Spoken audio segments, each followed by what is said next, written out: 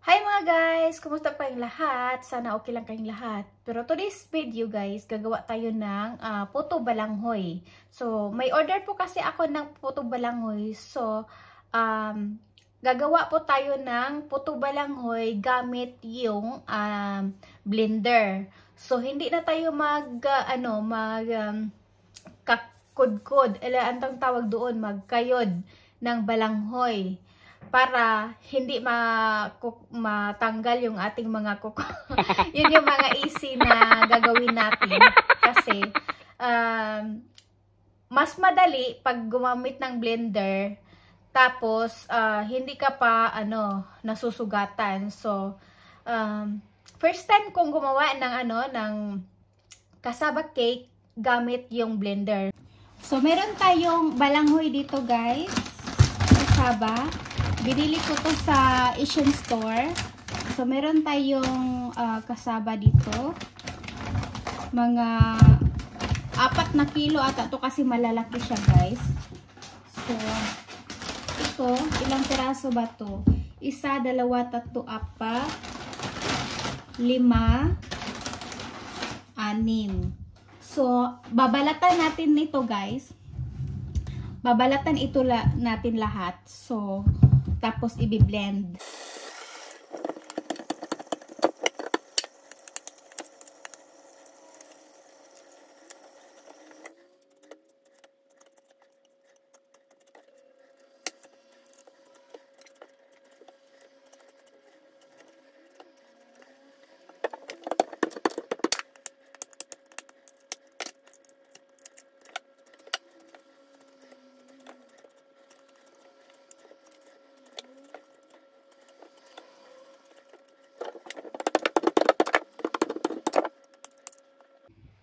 So, ito na guys, natapos na natin na balatan, no?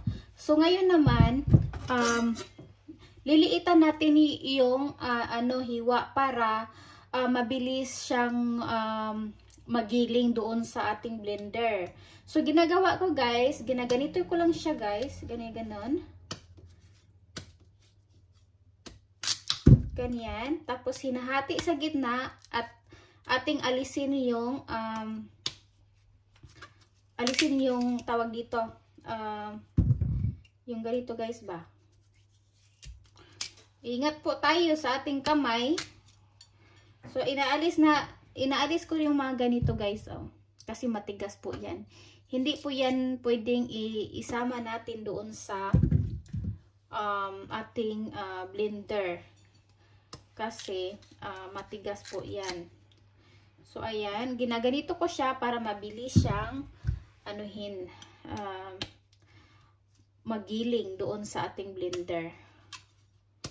Ganun. Gumamit po kayo ng sangkalan para hindi kayo mahihirapan. Ayan. So, ayan.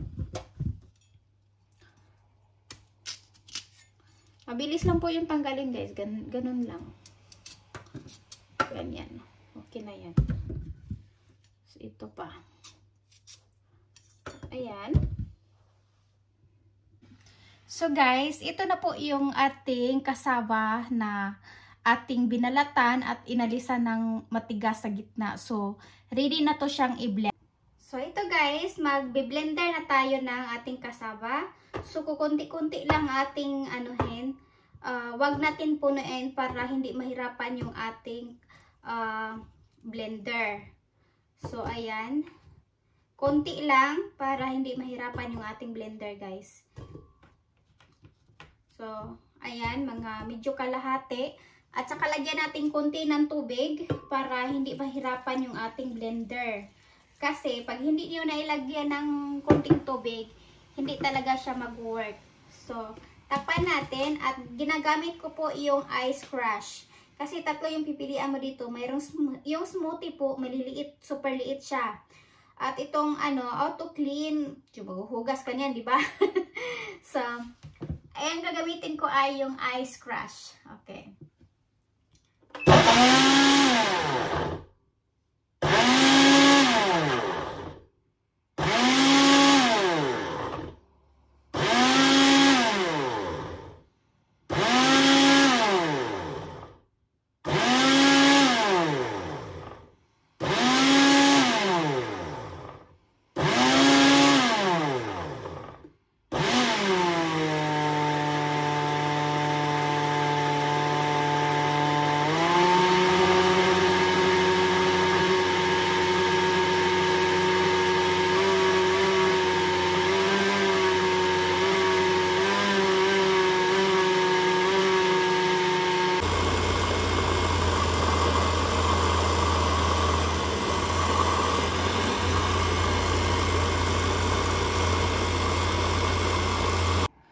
ayan guys, nagiling na siya.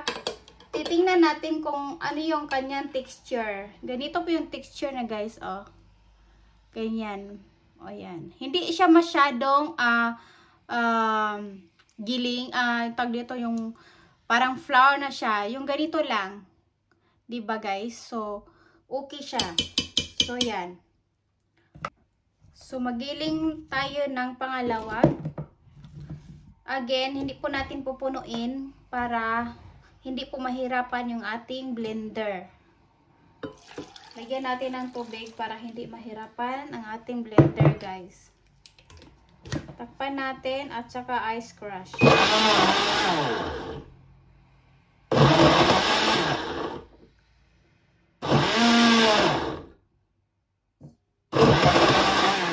So, ito na po, guys, yung ating na giling na cassava. So, dalawa po yung nagawa ko. Ito, sa 2 kilo, 3 kilo, ito po, 2 ganito yung nagawa ko. So, ngayon guys, ilagay natin siya sa malinis na katsa, tapos ating pipigaan. Yung ginagawa sa yung mama ko guys, pinipigaan siya day before na pipigaan siya today, tapos bukas gagawin na siya ng puto para ano talaga siya yung napaka dry na talaga, wala na siyang matubig. So yun yung ginagawa namin. So ilagay natin sa malinis na katsa at saka pigaan natin para mawala yung kanyang mga tubig. So ganito po guys sa pagtali. Nilagay ko sa isang malinis na bag at tapos tinatali ko ng napakahigpit. Tapos ito na yun guys.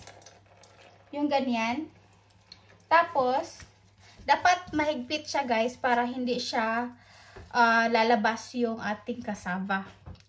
So, pipigaan ko to siya guys hanggang wala na yung kanyang tubig, yung juice niya. So guys, ipapakita ko na naman sa inyo kung paano siya pipigaan. So, ito na. So, ganito na naman yan ating pagpiga guys. So, ito po yung ito po yung malinis na katsa na nilagyan natin ng yung ating giniling. So, meron akong sanggaan dito. At saka, ayan, naglabasan na yung kanyang mga tubig.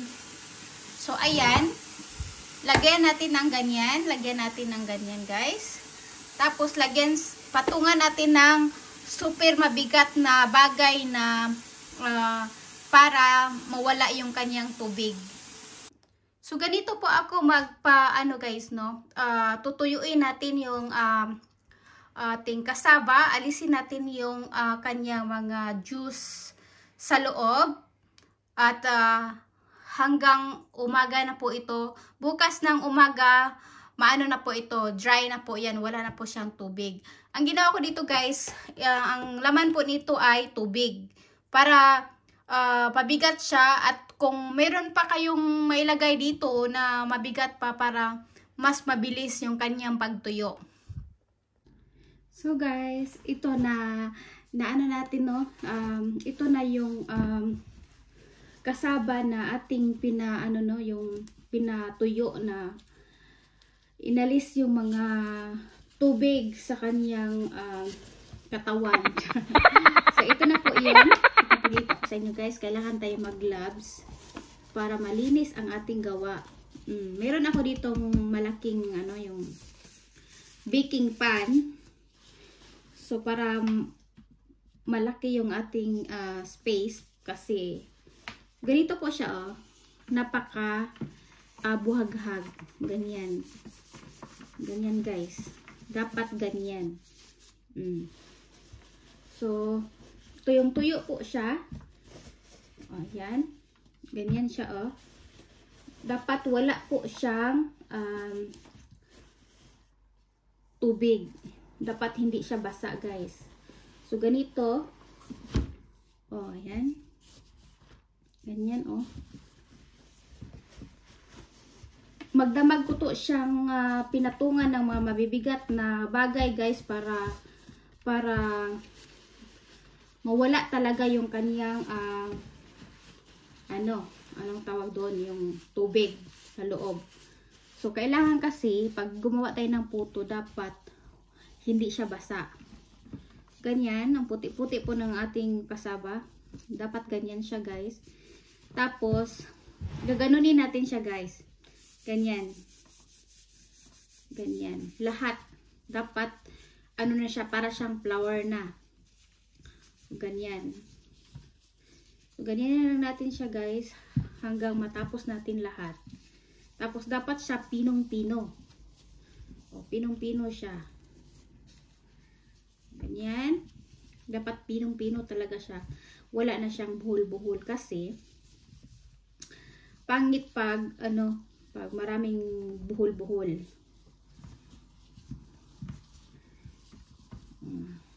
Ganyan lang. Ganyan. Ginaganyan ko siya, guys. Ganyan. Ganyan yung mga buo-buo. Ganyan. Dapat wala na siyang bubuo talaga.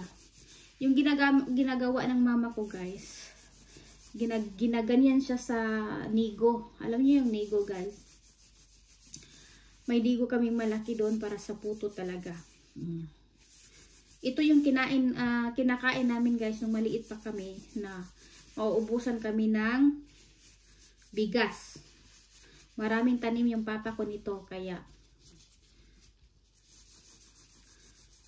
guys, alam ko kung paano to gagawin. Ganyan lang. So, marami pong nagawa natin siya sa 3 kilo, guys, no? Doon sa Pilipinas, guys, murang-mura lang po ito. Pero dito sa ibang bansa, guys, super mahal. Super mahal, kaya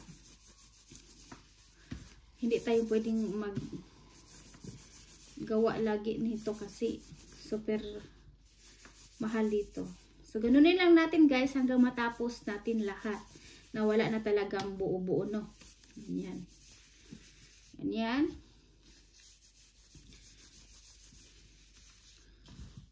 Di ba ang ganda? Ang puti-puti ng ating Mayroon kasing maraming klaseng guys, yung kasaba. Mayroon siyang tawag dito, yung malagkit. Yung malagkit naman is yung guys, yung parang may kulay dilaw siya. Yun, di ba? Kulay dilaw yung laman, hindi puti. So, ganyan na natin, guys, hanggang matapos natin lahat, no? So, guys, tapos na natin yung ganyanin, yung wala na siyang buhol-buhol ang ating kasaba. So, dapat talaga, guys, na walang yung buhol-buhol. Yung mga buo-buo ba? Buhol-buhol. Yung mga buo-buo, guys, kailangan wala dito. So, ngayon, natapos ko na ng alisin yung mga buo-buo. So, lalagyan na naman natin ng 3 cups na sugar. Depende po sa inyo, guys, kung pwede nyo lagyan ng red sugar, yung pula. Pwede din yung white. Yung white yung ilalagay ko, guys, kasi yung toppings niya is pula yung ilalagay ko. So, 2.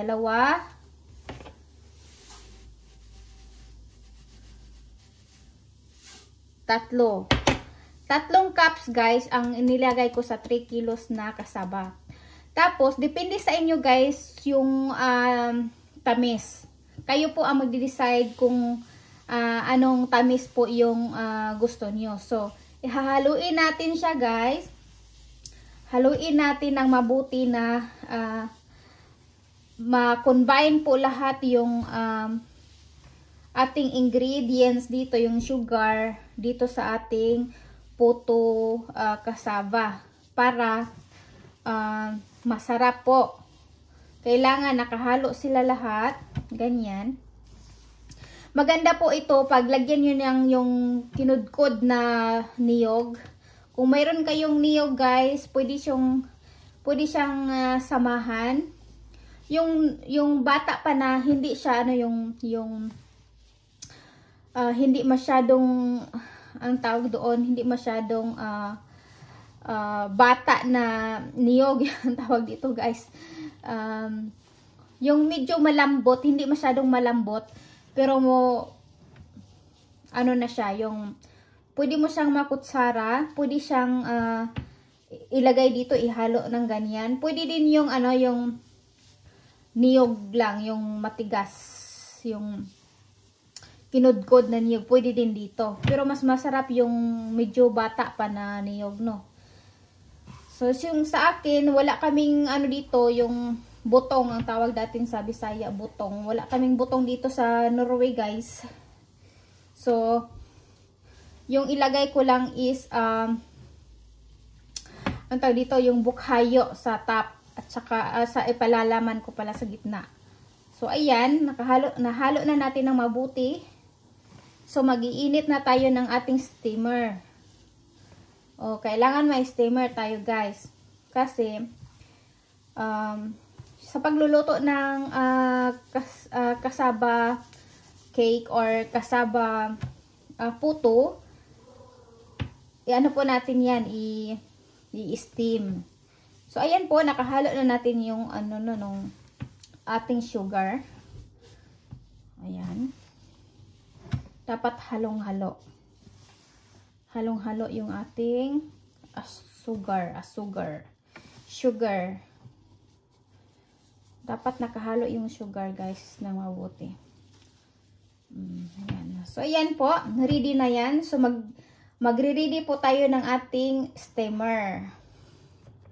So, guys, ito yung ginagamit na lagayan ko, guys. Lata lang po ito na binutasan ko. At dapat po walang kalawang. So, ang gagawin po natin dito, guys, kumukulo na po yung ating tubig na lalagyan natin ng steamer. So, ngayon, nung unang-una, meron akong brown sugar dito, guys. Ilalagay ko muna dyan. Ayan. Kung masyadong marami. Ay, hindi pa na Ayan, kailangan ganyan. Tapos, lagyan natin ng ating kasaba. Ganyan. Ganyan. Huwag po natin idiin.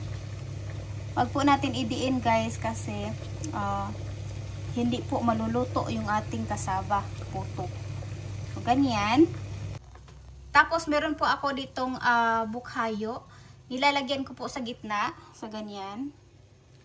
Nilalagyan po yung palaman. Depende po sa inyo, guys.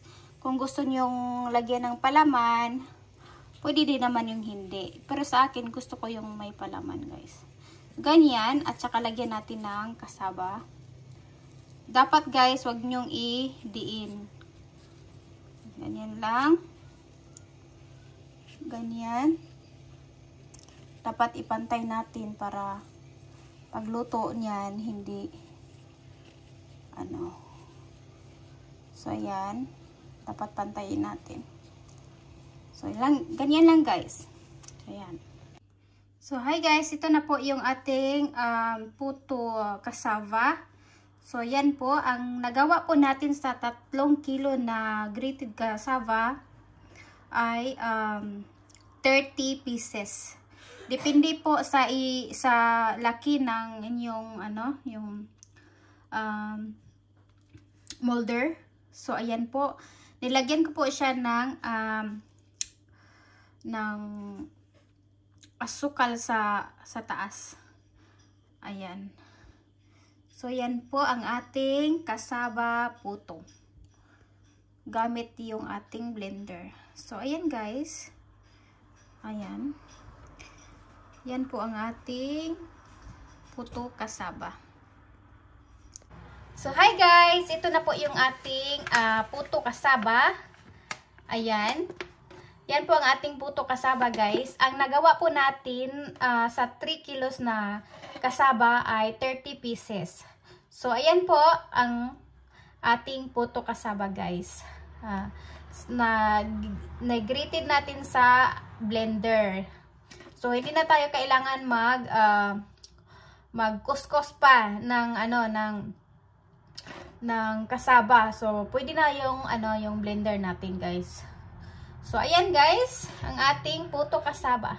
Thank you so much, guys, for watching. Kung sino pang hindi pa nakapag-subscribe na aking channel, please subscribe me, and then, don't forget to click the button bell, and then, para updated kayo sa aking mga videos. Thank you so much, guys, for watching. Bye!